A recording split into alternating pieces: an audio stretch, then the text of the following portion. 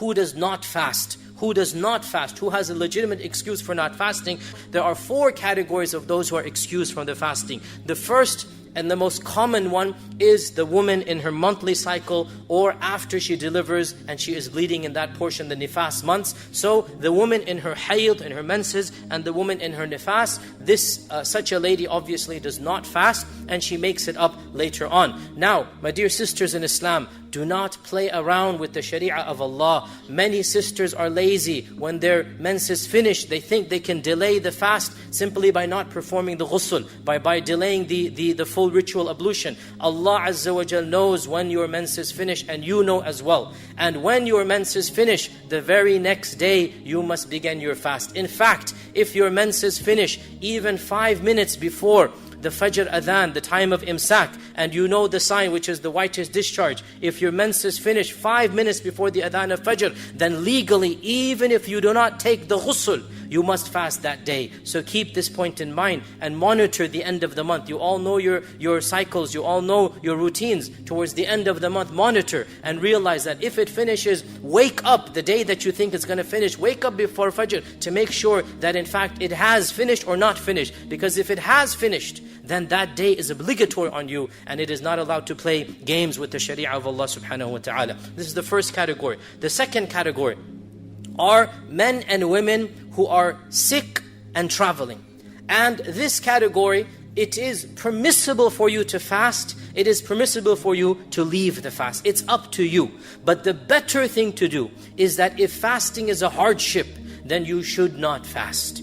If fasting complicates your medical problem, if fasting is a hardship during travel, and you know best, travel is relative. For some of us, traveling is an hour and a half drive in the air-conditioned car. In such a case, maybe don't break the fast if you don't want to. Sometimes traveling involves a 15-hour journey across the globe, in which case fasting will be a big problem. You know best. And our Prophet ﷺ said, it is not righteousness to fast while traveling, meaning if it's difficult to fast, Allah will not reward you if you're causing hardship when you are fasting during travel. You decide. If it's a piece of cake, if it's easy, then go ahead and fast. Also in terms of sickness, what constitutes a legitimate sickness? The response is common sense will tell you. You don't need to go to a doctor or even an alim. Common sense will tell you. If you have a little bruise or cut on your finger, that's not going to cause you to not fast. But if you have a high fever, subhanAllah, you need your liquids, you need to drink all day long, you need this, you need that. A high fever definitely is an excuse for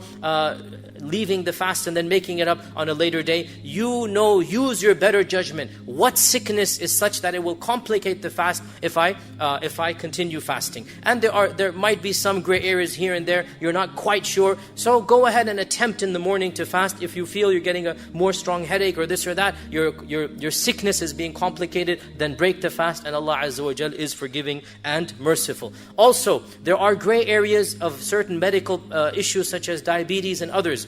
I cannot give you a blanket fatwa. Go to a Muslim doctor. And why do I say Muslim doctor? Because a Muslim will understand the obligation of fasting. Not that we don't trust a non-Muslim doctor, but a non-Muslim does not understand how important fasting is. A Muslim doctor will understand how important fasting is. So if you're diabetic, or if you have a chronic illness in this regard, go to a Muslim reputable doctor so that the Muslim doctor can weigh between, in your case, if you have a heavy meal with these and these ingredients, and then you break your fast at the appropriate time, inshallah it's okay. So the Muslim doctor can tell you this.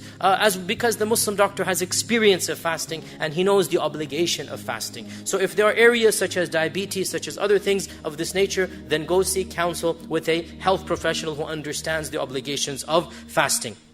This is the second category, sickness and traveler. The third category of those who don't have to fast are those who are permanently sick, or those who are too elderly and weak to fast. Permanently sick, severe case of diabetes.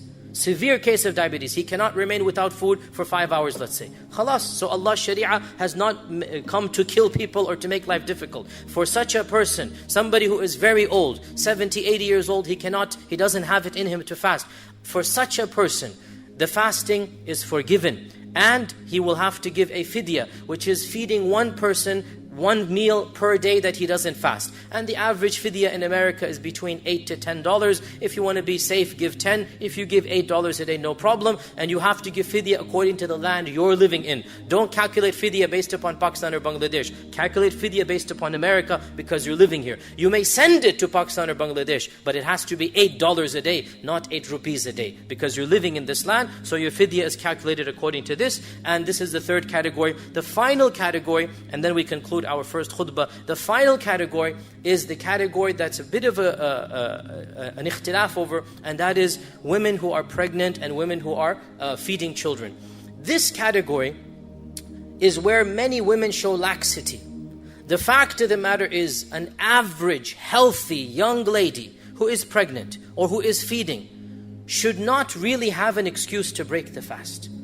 However, if the doctor says, or if she herself feels fainting or whatnot, then yes, we understand, and so the Sharia will allow her to break the fast. Nonetheless, an average young healthy lady who is pregnant or who is feeding a child, generally speaking, should not just jump to the conclusion, I don't have to fast. Because the fasting, generally speaking, should not harm her situation. Nonetheless, let her seek the advice of her own professional counselor. And also, again, let's encourage a Muslim doctor who understands the importance of fasting.